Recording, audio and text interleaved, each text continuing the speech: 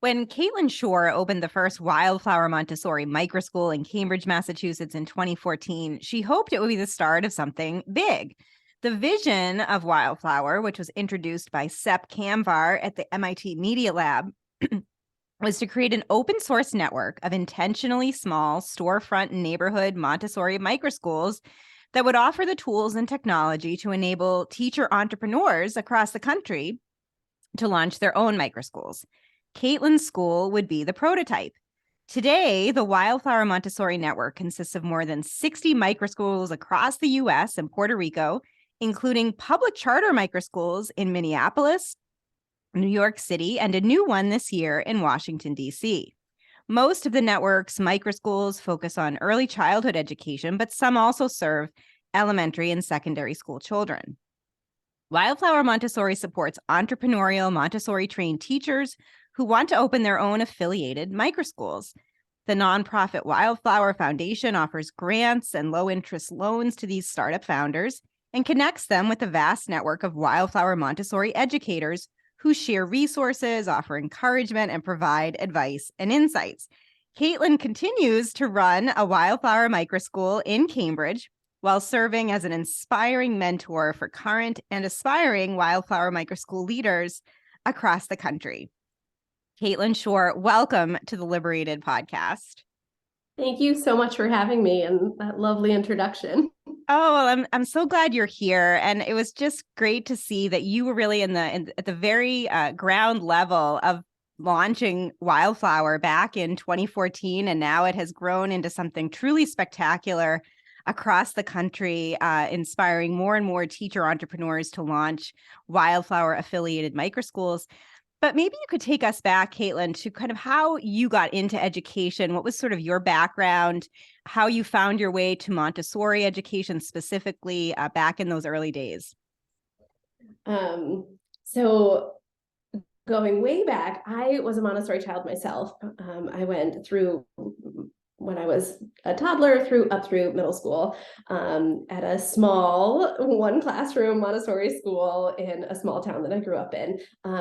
And I feel like that experience sort of shaped who I was as a person, what I thought of as what education could be, should be, and loved going to school, loved learning, and never really thought I'd come back to Montessori. And then sort of as I got out of college and early 20s, I was sort of at a crossroads of what I wanted to do. And my heart was really with Montessori and working with early childhood and wanting to spread Montessori and be part of Montessori classrooms and bring Montessori to more children. So I did my Montessori training and ended up teaching in a classroom here in Cambridge and knew that that was where I was meant to be and loved it. So that's how I got into education. It really wasn't planned out, and it really wasn't it was sort of one step at a time. I found myself back into the environments, Montessori education, that had really been so much a part of who I am and my experience growing up and my experience in education. That's great. And so what is the origin story of Wildflower? How did you and Sepp get connected? What were sort of the early conversations around this idea for what would become this extraordinary network of microschools that were Montessori inspired? What was that like back in those early days? So gosh, and it was so incredible, just sort of imagining what we could do and then doing it, and having that ability to think about what could be possible and then take one step at a time to create just one school. That's really what we were thinking about, is one micro school. And my path crossed with Sepp as he was just imagining Wildflower. He had read a lot about Montessori. He had gone to Montessori. He had a son who was 2, and he was really thinking about what is the place that I would like to see, not just for my son, but for my family. And those early conversations were about creating a small community school that engaged parents. The parents were a really integral part of the school community because they're such an important part of their child's life. So we really look holistically at the life of the child in the classroom and having this strong partnership with parents because they're important for the life of their child outside of the classroom. And how do we build that together? So those early conversations were about, how do we create beautiful, authentic Montessori environments where the person who is making the decision about children is the one who's also engaging parents, who can think about the holistic life of a whole school and what could that mean beyond that classroom? What could it mean for the city? What could it mean for the neighborhood? What could it mean for the city to see children as an important part of the community, and for children to see themselves as an important part of the city?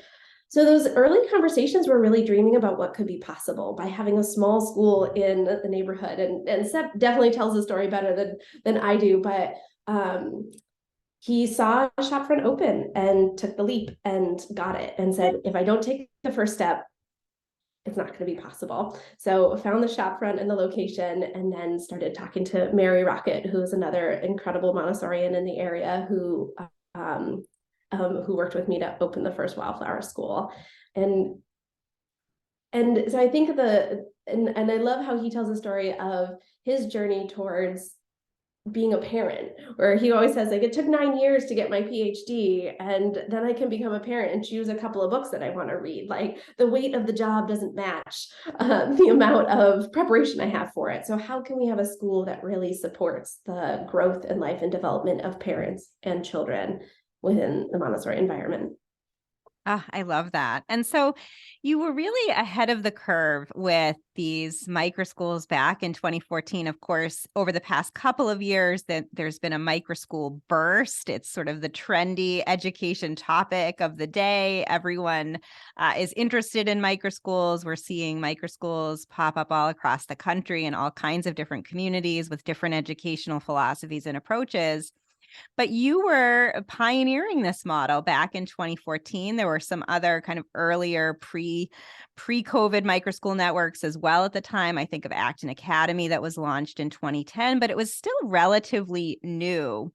What was your sense in working with SEP and then in opening that first Wildflower Montessori microschool in Cambridge of the microschool movement? Were you talking about yourselves as microschools? Were you just sort of saying, no, we're small storefront community-based schools? What was sort of the language at the time?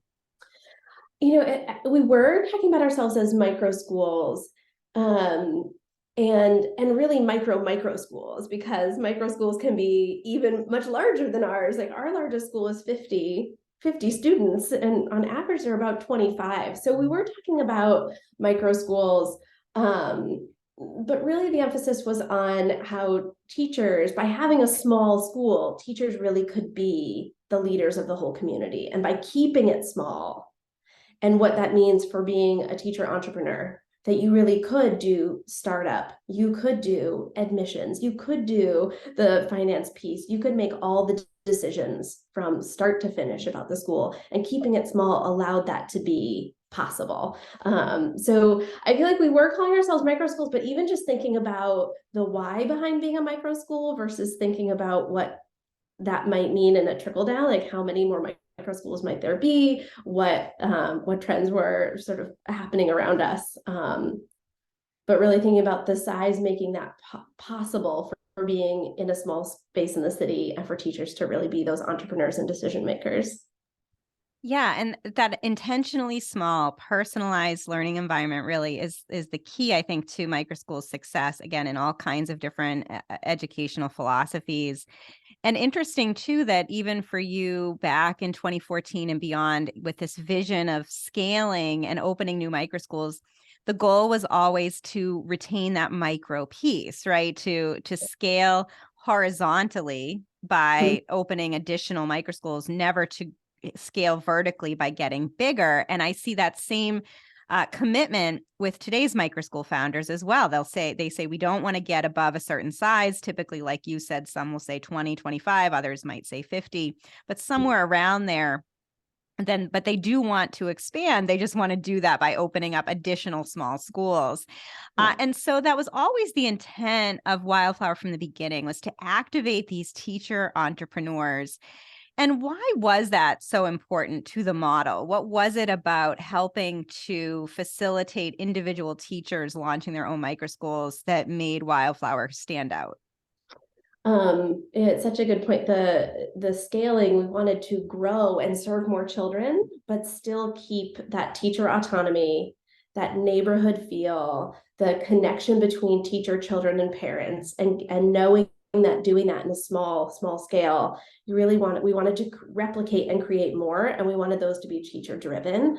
And we talked early on from the beginning what the power of having a network around you would mean, and what those ties from school to school could look like without changing the autonomy of each school. So for example, I'm in a school here in Cambridge. There's a school 2 blocks away, and we meet regularly, we share wisdom, we ask for advice, we do professional development together, but ultimately we run our own separate schools. So having this power of the network means we have a robust community of teachers leading their schools with the same mission and vision without taking away the autonomy and the decision-making power for our community school or for theirs. And that was always very much a part of what it would mean to scale for Wildflower, is to really make sure that growth never took away what the small microschool community brought. And that has been one of the most incredible things to see over the last 10 years, almost 10 years, schools across the country still coming together in conversation, in person, virtually, sharing ideas, sharing wisdom, sharing advice, and knowing that we can influence and help and support without taking away that sort of autonomy. I love that. So yes, that this sense that you can be independently running a microschool, but you have that larger microschool network to provide the resources, to provide the guidance, the inspiration, the support. I hear often from independent microschool founders who are not affiliated with a network that it can be tough going. And many of them will say that what made a difference was connecting with groups of local education entrepreneurs, even if they're not a part of a larger national network like Wildflower, because that sense of community is so crucial to success as an education entrepreneur. And so within the Wildflower Montessori network, how does it work if a teacher is interested in opening a Wildflower affiliated microschool? What sort of steps do they take to begin that process? I was just sort of thinking back to, what they can do is, we love hearing from anyone who's interested. And at this point we have what we've sort of started calling a roadmap, or startup journey, that really helps lay out all the wisdom of what's come before, to say, so nobody's reinventing the wheel. And so what we'll do is we'll connect with teachers, learn more about where they are, what their vision is, how long they've been teaching, their experience with Montessori. We recommend that schools are in teaching teams, because leading a school is a huge undertaking, and it's nice to have a partner through that. And then we get them connected with the resources in the startup journey. And these resources are continually growing and expanding based on what we learn and know, and what has been shared by other teachers. And we also connect them with sort of local support and other schools that might be around them, if they're in a city with other Wildflower schools. If they're not, there's a community of schools across the country that are not in the same location, but they meet regularly. And then they'll work with one person we call an operations guide. And it's basically somebody who's going to walk alongside the teachers opening a school, and help them know, here's how you can look for licensing. Here's what you should find out about zoning. These are the tools and templates we have to help you get your website started if you want. So they really have sort of a team that's there to support, while they get to make the decisions, and they can decide what they want to do each step of the way. And so that sort of roadmap has been created over time. And one of the things we thought early on in Cambridge is, we didn't want people to reinvent the wheel. We wanted everything to be open source. We wanted everything to be accessible. If one teacher creates something great, share it with everybody. And for the first couple of years, it was just in all of our heads. And I remember just one day, someone who's with the Wildflower Foundation coming in and saying, we should write this down. And that was the beginning of what we have as our startup journey.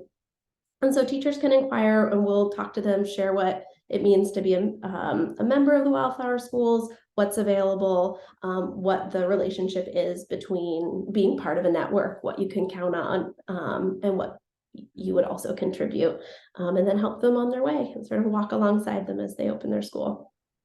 So you mentioned zoning. That tends to be one of the most difficult challenges for education entrepreneurs across the country and the world. I actually recently talked to some microschool founders in Europe, and they have similar challenges there. So zoning is an international challenge for education entrepreneurs in particular.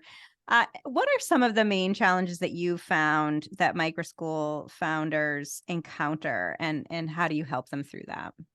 I would say facilities ends up being a challenge. One of the principles for Wildflower is that they're small neighborhood schools. And the original schools really talked about as wanting children to see the city and the city to see children. When Cambridge happens to be a city that has lots of shop fronts with lots of parks and lots of libraries, that's not always going to be in every location, in every city, in every place. So really helping teachers figure out, what does your community have? What could be available? What could be accessible? And then, so really the facility search ends up being tricky because you want to find the just right space. Ideally, it's in a place already zoned for a school, or you give yourself enough time to see if you can change it, knowing what licensing laws are and how that interplays with what facilities are available. For us in Cambridge, we can use a park nearby and walk there. For schools in other locations, they have to have a park attached. So we really try to dig in early on of what is the requirement of your space and needs, and then what fits into your budget, what's the timeline of what you need to do, and what renovations need to be done. So that ends up being really, it ends up being one of the main challenges for startup, is really putting all those pieces together and finding the exact right space that the teacher also loves and wants their school. So the startup journey helps talk through some of those variables and how to find out what you need to know and try to put those pieces together. But ultimately that ends up being one of the biggest challenges, is that like combination of what's available, zoning regulations, licensing regulations. So again, these Wildflower Montessori Microschool founders are operating independently, but when they join the Wildflower Network, they are connecting to sort of your larger purpose, mission, beliefs, not only around Montessori education and why that is such a beautiful model for children today in education, but also more kind of social and cultural values too. I wonder if you can talk a little bit more about Wildflower's mission. So we have shared 9 principles. So you can walk into any Wildflower school and you'll know it's different from the one you visited before, but you'll know we sort of all belong together. We all are following with the same beliefs and mission and vision to bring high quality Montessori to all children in all communities, with a focus on equitable, liberatory education, and these 9 guiding principles. And one of them is Montessori. So we do have all trained Montessorians as our first one, that they're teacher led, so that you'll see the teachers working with children are also the ones who are decision makers in the school. And that we're part of a network. So you'll see that we all have a commitment to one another. We serve on advice panels, we serve on boards of other schools as one of our commitments to Wildflower. And I think that's one of the big things we do emphasize with other teachers, that there's a commitment that you will receive support, you'll receive advice, and you have a commitment to give it as well, and really engage in what it means to be part of this network. And I can go through all of them, but I think those are probably like the big highlights between that. So you can see that each teacher is able to implement the principles and the mission and the beliefs inside their school how they see fit, and that can take a lot of different sort of looks different in each one, but we do have these shared 9 principles that we all follow and support each other in implementing. And I know that that unity and access are key mission, part of your mission statement, part of your kind of shared values with your founders as well. And I know that in some places, obviously, I mentioned Minneapolis and New York City and Washington, D.C., you have some Wildflower Microschools that are part of a charter school network. So they're completely tuition free for families there. Others might try to approach access in other ways. I wonder if you can talk a little bit about that. How do you make sure that families who want to attend a Wildflower Microschool are able to do so?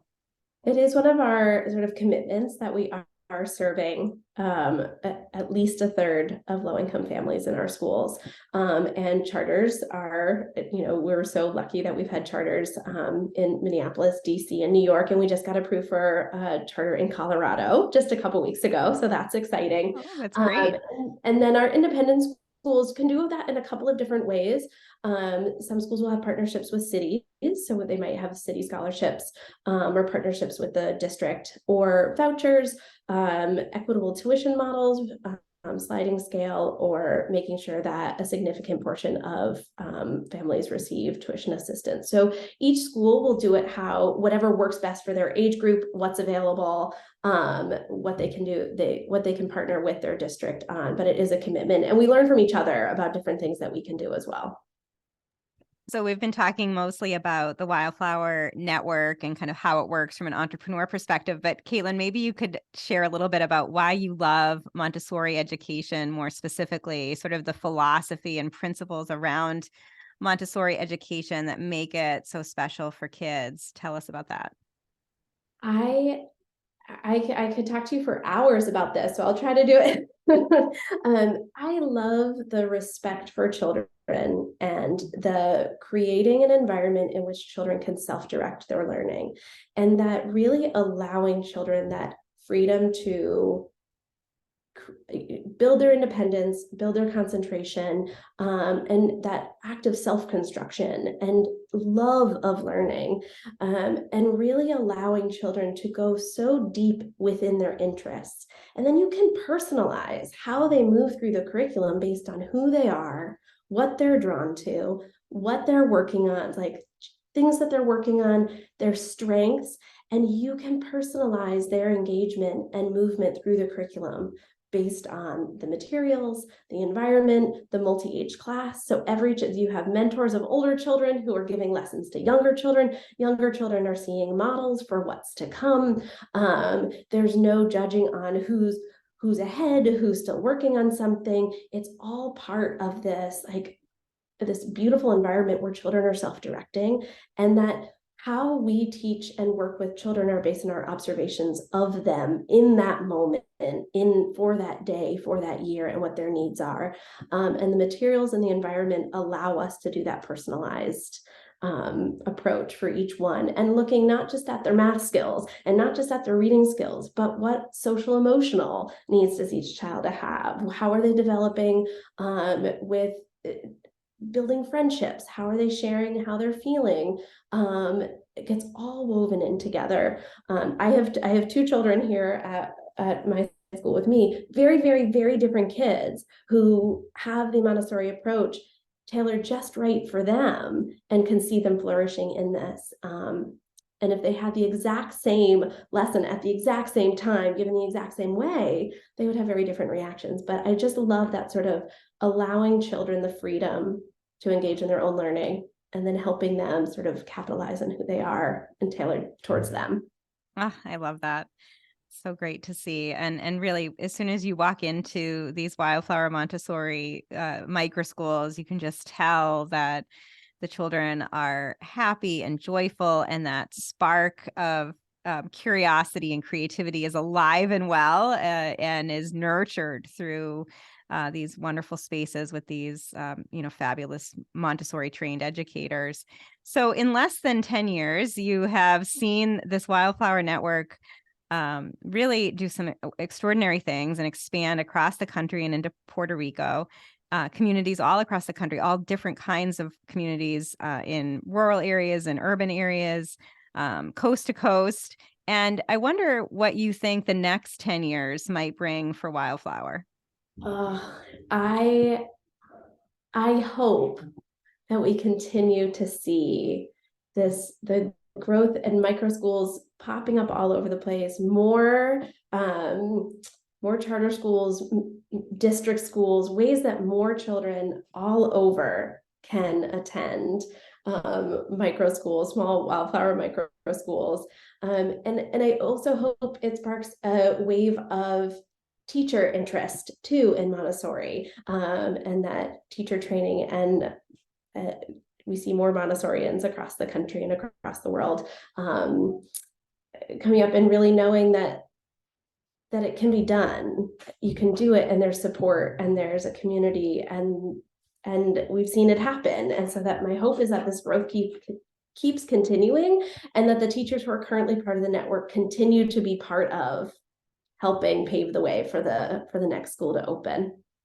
So you imagine more growth through the Wildflower Network over the coming years. I wonder what your thoughts are on the microschool movement more broadly, not only as someone who was involved, again, before microschooling became trendy, but also now in seeing the shift toward increased demand for microschools over the past couple of years. Do you see that movement continuing to gain steam in education areas outside of Montessori as well? Yeah, I hope so. I mean, I think that we've seen the benefits of microschools, whether you're a Wildflower Montessori school or not. There are benefits to all the, like you said, there's so many that have come in the last couple of years, and even more as we got through the pandemic. So many more came out of that. I see the benefit of the like nimbleness, the small community, that caring connection with children and families, and I hope to see that grow more. And I think the more families and teachers and communities see that it's possible and the benefits of it, my hope is that more and more pop up. I do think there is that benefit for having that close-knit community, again, that like nimbleness to move to a different location if you needed to, adjust anything that your families need within your community, whether that's changing your hours, changing your calendar, really that nimbleness to meet the needs of the community. I would love to see more and more of that, whether it's Montessori, Wildflower, I think that we will see some of that as more people see the benefit, experience the benefit, enroll in schools, experience it, and then carry it forward. I agree. I do think the future is bright for microschools generally, and I think for Wildflower Montessori microschools specifically. So, Katelyn, if my listeners are interested in finding out more about Wildflower and potentially becoming connected to the network, what is the best way for them to find you? You can visit our Wildflower Schools website, wildflowerschools.org, and that's our general website for the Wildflower Network. Wildflower Foundation has all of our schools listed there, and then there is a place where you can send an email and get involved, learn more, get more materials, and you will have somebody who will reach out, respond to you, and set up time to talk. Well, I wish you well, Katelyn, in continuing to inspire education entrepreneurs and microschool founders over the next 10 years. You've done so much already, and I'm just so grateful that you were here. Katelyn Shore, thank you again for being on the Liberated podcast. Thank you so much for having me.